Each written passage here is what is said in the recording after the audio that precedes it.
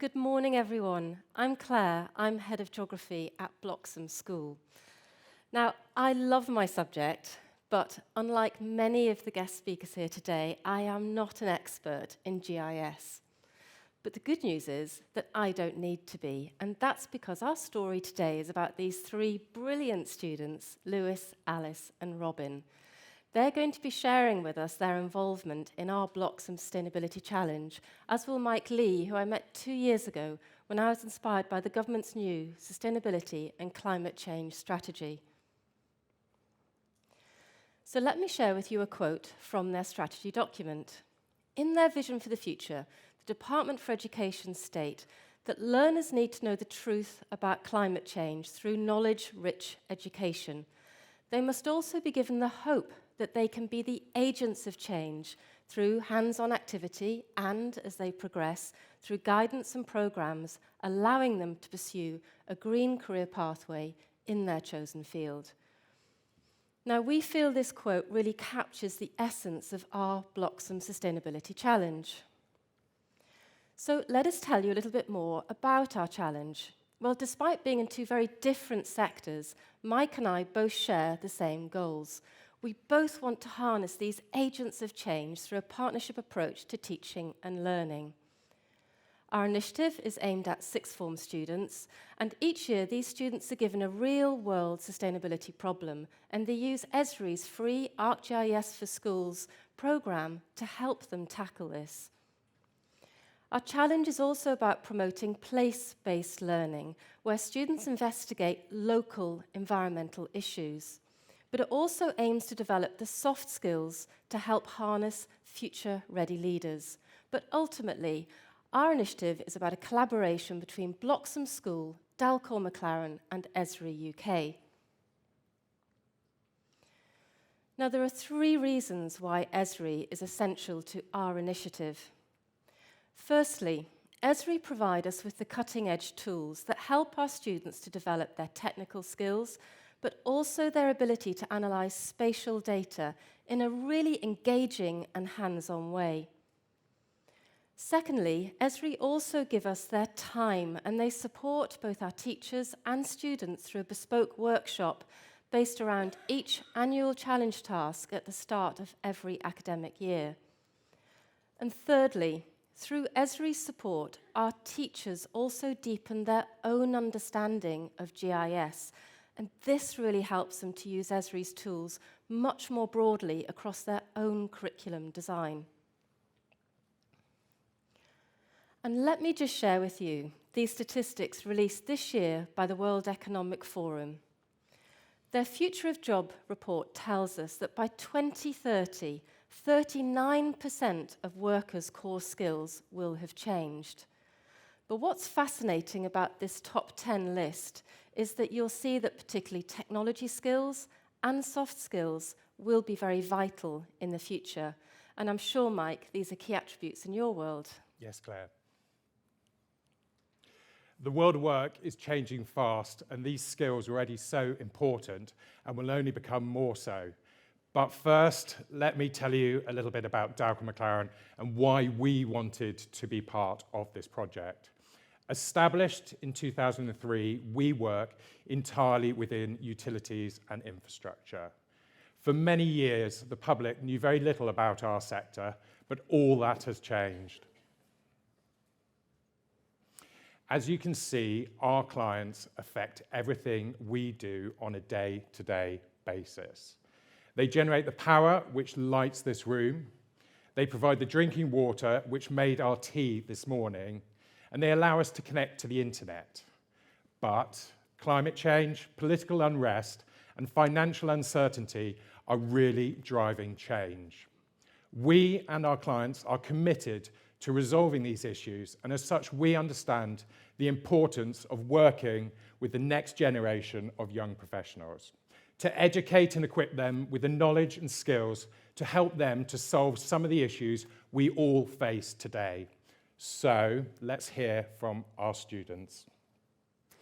Hello everyone, my name's Lewis. I'm a Year 13 student currently studying maths, further maths and physics at Bloxham School. This is me on the right, I was part of the pilot year of the project, which ran last year, along with Seb, Finn, and Sam. Our challenge. Dalcour MacLaren presented us with a real-world scenario, the Buckland Marsh Solar Park. This project is a 260-hectare solar park to the west of Oxford, designed to deliver 50 megawatts of energy. To put that into context, that's enough to power around 50,000 homes, or this QE2 building for almost a week. We also had to consider a suitable route for an underground cable to connect the solar park to a substation at Botley West. Our challenge had three main goals, and we used a range of Esri tools to research the benefits and impacts of the project, to find a suitable underground power line, and write a report and present our results back at Dalcour MacLaren at the end of the year. When looking at benefits and impacts of the solar park, we quickly realized that we needed to collect some primary data. Using Survey123, we created a questionnaire. However, Buckland Marsh was too far away to travel, so instead we created a hypothetical site of exactly the same size and distance, just 2 miles east of Bloxham School. After surveying locals in the village and surrounding areas, we were interested to see if proximity to the solar park was a factor in local decisions about a project of this scale. In particular, we loved how user-friendly and easy it was to create surveys, even if you don't have a lot of GIS knowledge. While Seb and I split off and looked at benefits and impacts of the project, Sam and Finn looked at finding a suitable route for the underground power line. Using ArcGIS, they were able to overlay maps across the area, such as areas prone to flooding, buildings along the route, conservation areas, and sites of special scientific interest. Then, after coming back together as a group to analyse this data and consider several other factors, we finally came to the decision of this proposed route.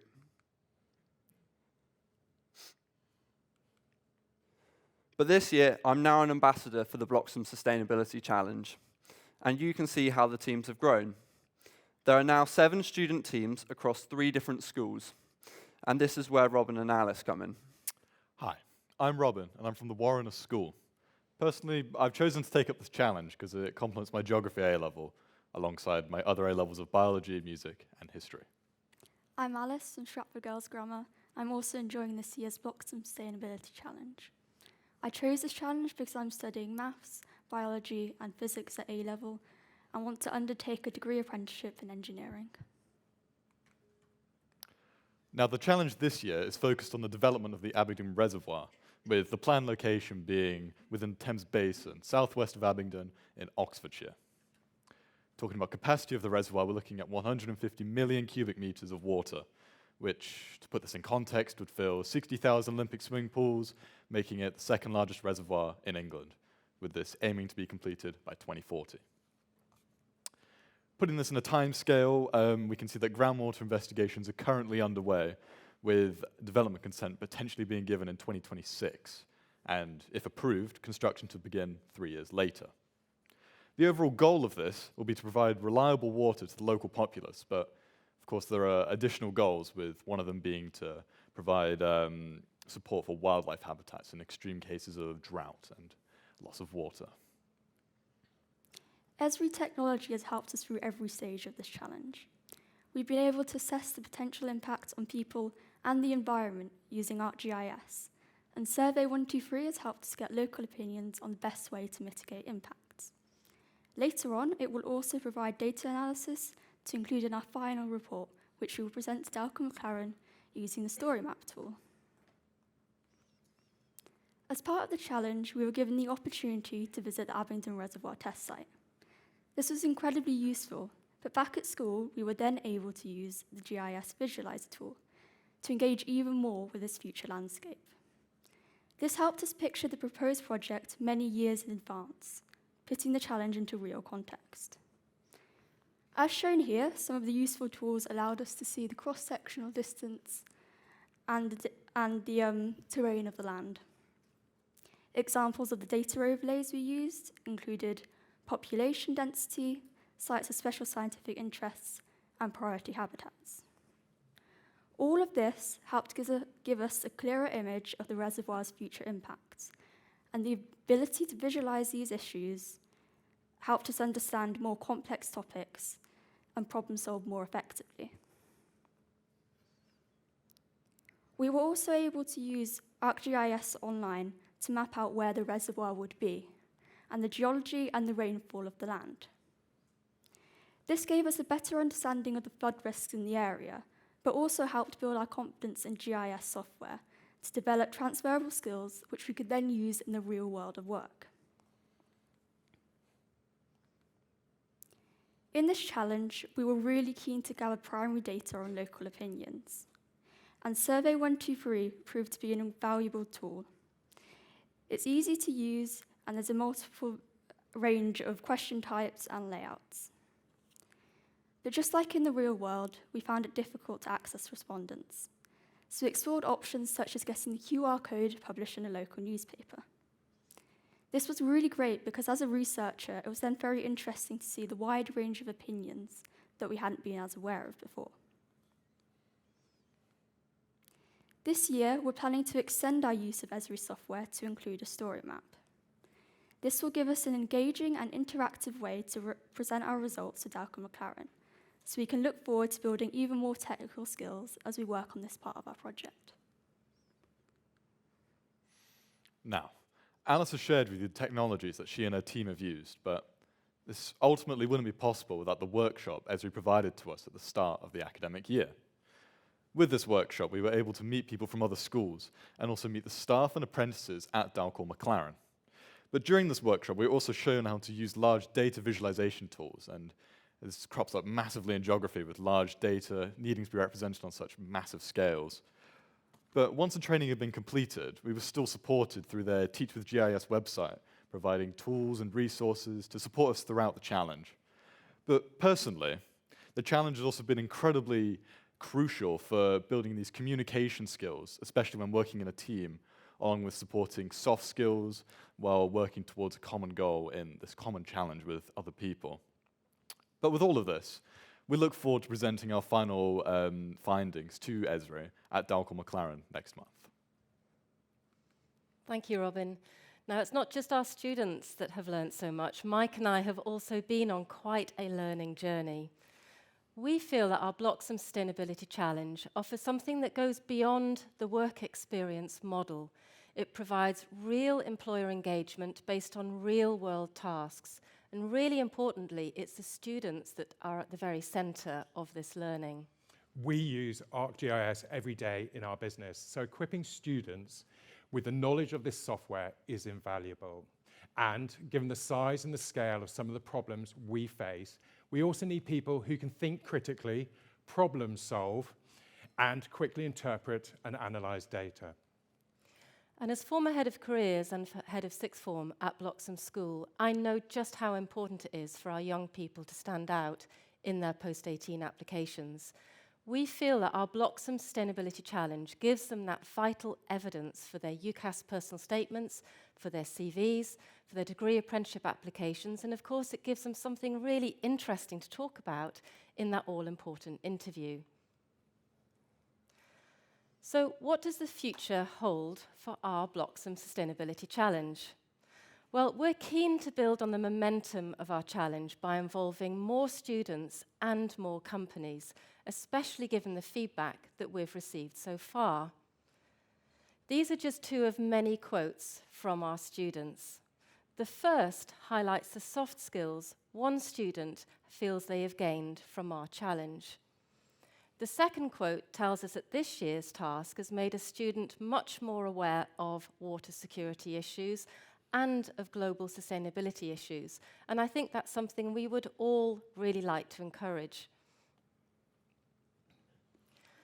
So we're really excited about the future of our Bloxham Sustainability Challenge. And we hope that we've shown you that with education, business, and technology all working together, that we can help to empower young people to solve the many problems facing our world today. Thank you. Thank you.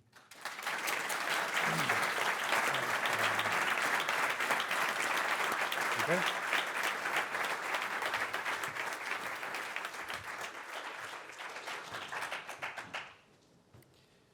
Well, thank you, Bloxham School and Dalcour MacLaren there for that inspiring presentation. So we've just heard from the students how they use Survey123 and story maps to collect and analyse data. But now we're going to look at some other easy-to-configure applications. As a quick introduction, I'm Josh, and this is my colleague Alicia, and we are both account managers at Esri UK. Today, we're going to be looking at the importance of digital consultations and how out-of-the-box apps within the ArcGIS system can take these to the next level by enhancing shareability and making data collection easier. As a successful digital consultation can bring greater value to your organisation through enhancing communication and by increasing the efficiency of your workflow. In this session, there are some key aims that I want to explore. Firstly, I want to explore what is the importance of digital consultations. I want to highlight how you can get started using out-of-the-box apps within the ArcGIS system. I want to inspire you to take your consultations to the next level. And I also want to deliver greater value to your organisation, stakeholders, or the local community. But first, what is a digital consultation? So a digital consultation is a method of collecting and sharing data about a specific location or site using digital tools and technologies. From EDF Energy in the energy sector to the National Trust in our not-for-profit sector, digital consultations are being used to increase efficiency with Survey123, for example, and instant apps or story maps, as well as dashboards, are replacing complex data collection methods and manually generated reports. And with that, I'm going to hand over to Alicia. Thank you, Josh. So now that we have a better understanding of digital consultations and potentially the benefits it can bring to our sectors, we can start to think about how we can go and create a digital consultation of our own.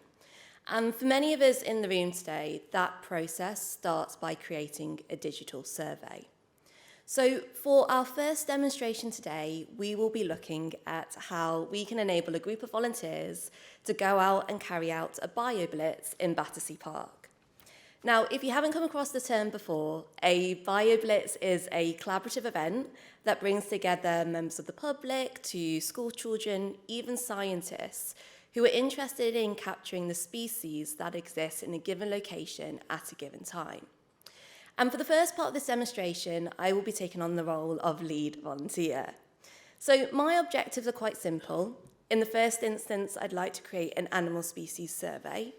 I'd also like to enable my volunteers to go out and collect that data using their mobile phone devices. And then finally, I'd like to review and share the results. Now, for today's demonstration, I will be using Survey123, which is a form-based application, and that's going to enable us to complete the full part of our digital consultation. So with that, let's jump into Survey123. So when I launch Survey123 in the web browser, I have a couple of different options to get started. And today, I'm going to go ahead and proceed with a blank survey. Now, as a volunteer working on BioBlitzes, I understand the types of questions that I'd like to ask, but could potentially do with some assistance when it comes to configuring the layout.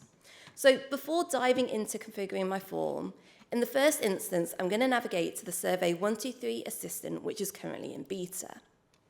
Now, the Assistant uses artificial intelligence and essentially allows me to have a conversation like I would with any of you in the room today to really help me to structure the format of my survey. So in the first instance, I can speak to the AI and I can tell it that I want it to create an animal sightings survey and the types of questions that I'd like to ask. Within a couple of seconds, the AI comes back with a detailed form and quite well versed in the types of questions that I'd like to ask in that survey.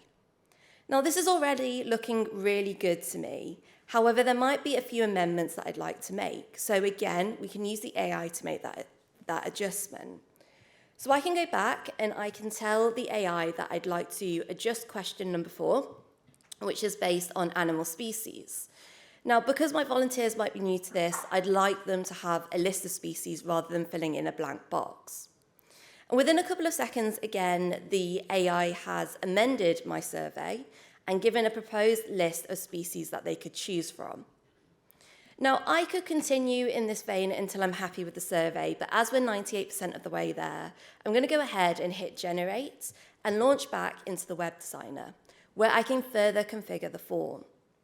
Now, above and beyond the details that you've just seen, I'd also like to capture the details of my volunteer. Having an audit trail is really important because if we do need to go back, we can link it back to the volunteer themselves. And I've already started to configure this section with a group, which is called Your Details, a signature on each submission that they'll need to sign off on. So the final question that I'm going to add in is their name. So in the web designer, we simply need to find the question we'd like to ask, drag and drop it onto the form. Using the right-hand box, we can rename it accordingly. And as this is an important question, I will make it a required question, meaning that you will need to put a name in before a submission can be sent through. Now, using Survey123, we can configure a whole host of different questions. But if you would like to configure more advanced questions, potentially adding in conditional questions which might filter the animal species list based on the organism, this can be done using Survey123 Connect. So once I'm happy with the survey, I can go ahead and hit Preview.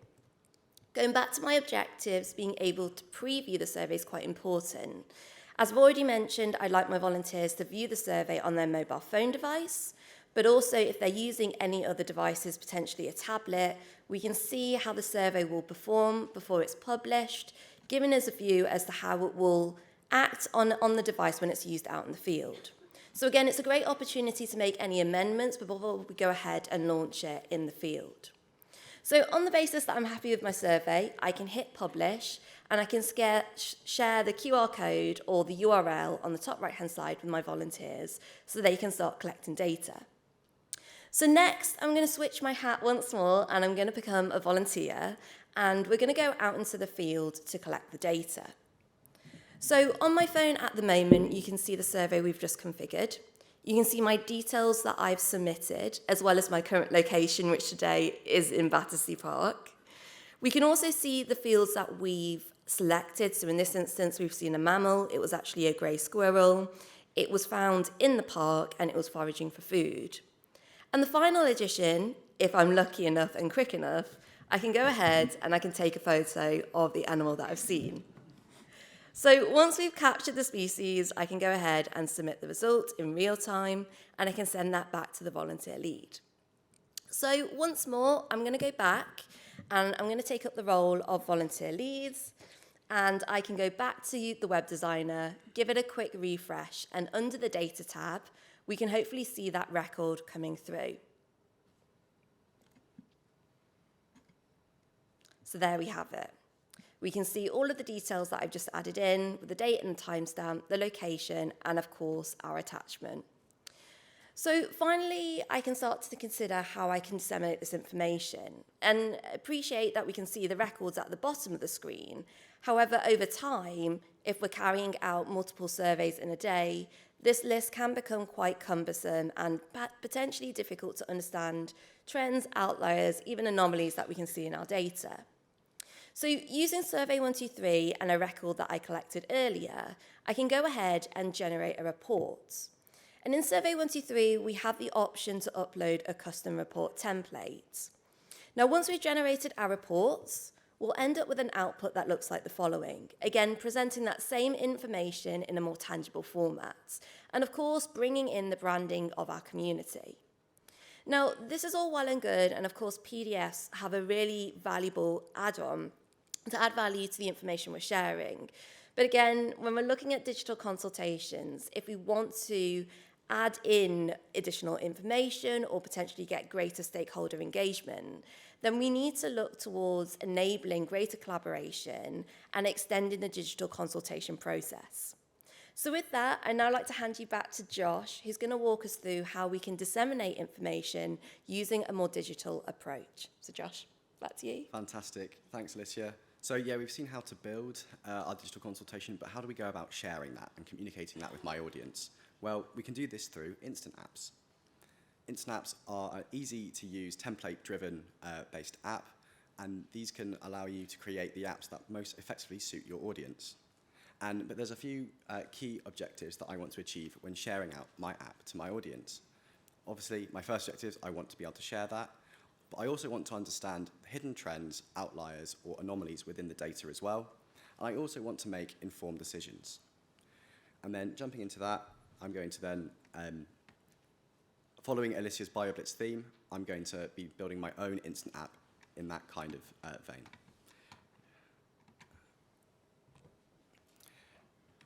Brilliant. So for when I'm building my instant app, I'm going to want to be using some similar nature-based data. And in this case, I've chosen iNaturalist data, which is an open data set sourced from the Living Atlas within ArcGIS Online. iNaturalist data is a global social media network of people who are collecting nature-based information and surveys across the world. And in this case here, we've got a little section of the UK down near Exmoor where people have been doing observations of, for example here, a robin. But I want to create an app that will allow me to share my results of a nature-based data collection. So, for example, this could be used for sharing with local community groups to get people outside, or local councils to aid funding, or for schools to aid with education. So how do I go about building my instant app? When you jump into instant apps within ArcGIS Online, you're greeted with this template-driven interface. You might look at this and be like, there's a lot of templates here, but there's a few easy tools to help you kind of narrow down your choice. You can either search, for example, I want to compare two sites. So when I click this here, that instant app template is brought up to me, or we can use this suggestion box on the left. So in this case, I want to display a variety of features and content types, but I also want to look at bookmark locations. And in this case, these are the templates that best suit my needs. So how do I go about building this? So using that compare instant app, you're brought into this, again, really easy to use interface. And I'm currently in express mode, so only the most essential options are shown to me when building this. And this just allows me to build my app in maybe 5 minutes, for example. So how do you walk through this? Firstly, I want to select the two areas I want to compare. In this example, I've got two locations, St James's Park, which is just over the river from here, as well as Battersea Park that Alicia mentioned earlier. Using this next button here, I can then go through and set our header, as well as our app title, and some other key information about our application. Again, I can then set the different controls that will be available to our user, and you might want to change these depending on your audience. And then finally, we can set our theme. Going with our nature-based theme, I'm going to go with forest to kind of match our theme. So within 5 minutes, you can have a really easy-to-use app that you can start interrogating. So for example, we can look at the different iNaturalist results within St James's Park. Here, there was a nice eastern grey squirrel, and all the pop-ups are preserved from the iNaturalist dataset. We can see that this grey squirrel was spotted in 2022, which is a while ago, but we can also see the different types of information about that species. So moving on to our next application that I want to build. This one might be a little bit different. So this one is not going to be configured in Express mode, and the reason I want to do that is I want to configure this application to compare different SSSI sites around the UK. This could be used for a local council to assess conservation needs within these different SSSIs. So when jumping into this interface, with Express mode turned off, you're exposed to different options and more configuration options. The exhibit option for this instant app takes full stage on this instant app, so I can set my pan type for when my app's moving around. I can choose my SSSI extent here. For example, I've got Trevose Head in Cornwall shown. And then from there, I can also add in some different sections about our app. So for example, we might want a cover page for our audience to understand how the application works. Again, we can set the interactivity, and we can also customize the theme and the layout. So for example, I've got the iNaturalist logo and quite a clean white background, but I might want this application to look like an organizational app. And I can do this really easily by going into theme, and then selecting a preset theme that is created by our organization. We can see here that instantly is applied to our application. So just to demonstrate the application, we have our updated theme, as well as the different SSSIs across the UK, and we can easily interrogate them by flipping through, or we can actually click on the different slideshows almost that we have on our application. Finally, I'm going to explore the Instant App, the Interactive Legend Instant App, and I'm going to use this to compare a few different data sets. So, for example, this application here could be used in an educational setting to explore the iNaturalist data, and then comparing this to another open data source found in the Living Atlas called the Big River Survey. The Big River Survey here is shown by these purple pins, and these ones in particular are looking at dragonflies and damselflies. So we might want to investigate this and see what other insects on iNaturalist have been spotted nearby. So using the interactive legend, I can simply click Insecta here, and then all the insects in this location are revealed. I also might want to look at how water quality is affecting this area of the UK, and I've just brought in as well some storm overflow data with these circles here, which are respective to the size of the storm overflow that's happened, and we can just keep an eye on how that's affecting the nature in our area. So to summarize, instant apps are a great way to share results of a digital consultation in a way that meets the needs of your specific audience. And with that, I'll hand back to Alicia. Thank you, Josh. So in today's session, we hope that we have inspired you to go out and complete a digital consultation of your own. If you take anything away from today's session, is that anybody and everybody has the ability and the skill set to create a digital consultation, whether you're a novice or whether you've been working with ArcGIS for a while. There's a lot of benefit in using digital consultations, not only creating those more immersive experiences, but as a byproduct, also increasing stakeholder engagement, and in the background, of course, increasing efficiency gains as well. If you're not sure where to start, then our recommendation would be to take a look at the pre-configured templates for both apps. And of course, a little tip and trick from us, before you go ahead and publish your survey, please make sure that you've done your checks. You can, of course, come back and make edits later, but it does help you streamline your workflows. And finally, if you would like to get started or perhaps just want to upskill on some of those capabilities, then we highly recommend taking a look at the learn.arcgis.com website, where you will find free e-learning modules on both Survey123 and Instant Apps. So if you do have any questions before lunch, Josh and I will be around, so please come and ask us. Otherwise, if you'd like to get in touch, please get in touch using our email addresses. And I'd like to thank you all for listening, and I hope you have a lovely lunch. Thank you.